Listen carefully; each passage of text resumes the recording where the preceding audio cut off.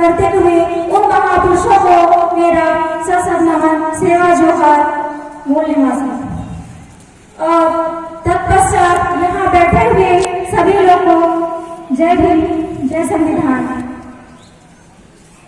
Hello, मैं बताना चाहूंगी आप लोगों को, क्योंकि हमारे बाबा साहब अम्बेडकर जी का जयंती क्यों मनाया जाता है, और क्योंकि बाबा साहब की बदौलत ही आज हम लोग यहाँ पे रह रहे हैं स्वतंत्रता से।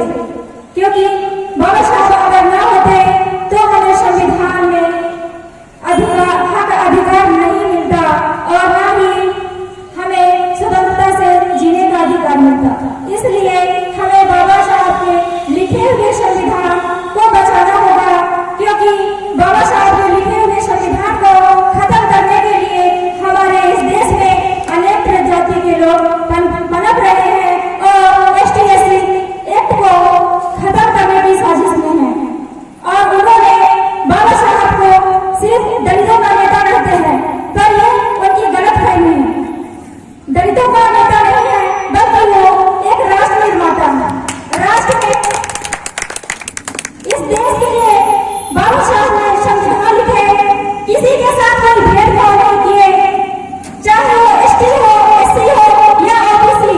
यहाँ तक इस देश में रहने वाले हर नागरिक को अधिकार दिए, जिनको पढ़ने लिखने का अधिकार नहीं था, जो आज बोल रहे हैं कि बाबा साहब ने हमें क्या दिए, लेकिन बाबा साहब ने आपको बहुत कुछ दिए।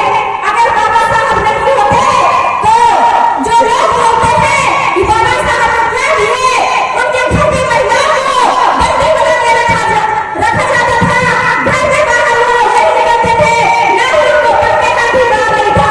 तो वो लोग जान गए, उनकी गलतफहमी है ये। बाबा साहब अगर नहीं होते तो भारत के संविधान नहीं लिखे, कोई किसी के औकात नहीं लिखते, और ना ही महिलाओं का अधिकार होता पढ़ने का। ये दलितों का नेता नहीं, बल्कि राष्ट्र नेता है।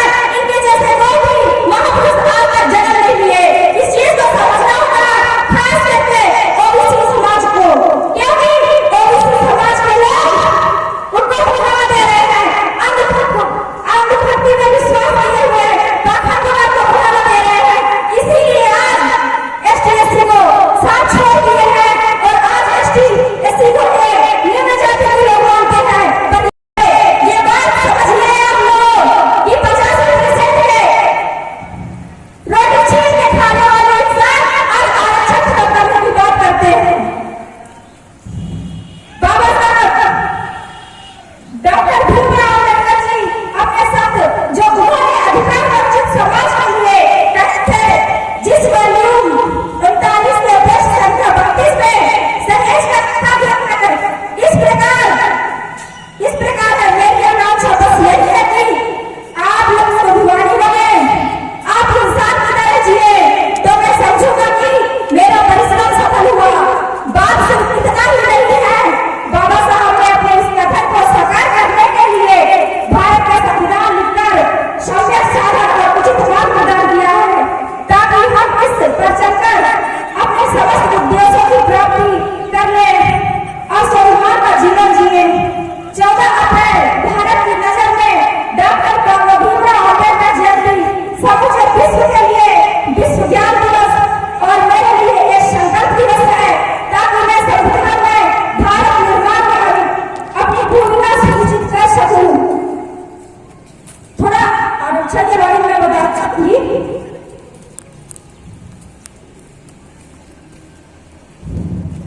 आरक्षण का विरोध और समर्थन करने वाले प्रिय साथियों, मित्रों से निवेदन है कि सबसे पहले आप जान लें कि आरक्षण क्या है। आरक्षण का प्रावधान भारतीय संविधान में है, इसलिए आरक्षण प्राप्त होता है। आरक्षण का सीधा असर समान प्रतिनिधित्व है, लेकिन रेस बराबर